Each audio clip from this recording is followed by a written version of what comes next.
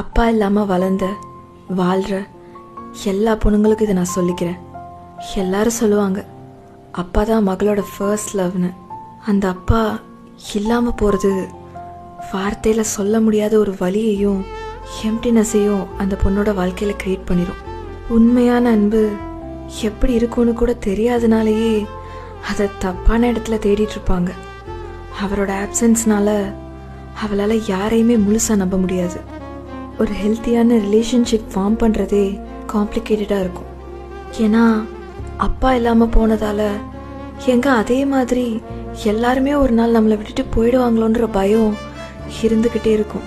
ஆனால் இதையெல்லாம் தாண்டி யூ ஃபவுண்ட் ஸ்ட்ரென்த். அப்பாவும் கூட இல்லாத அந்த வலி உன்னை விட்டு முழுசாக போகலைனாலும் இதை நீ புரிஞ்சுக்கோ. இந்த ஒரு விஷயம் நீ யாருன்றதை டிஃபைன் பண்ணாது. நீ பியூட்டிஃபுல்.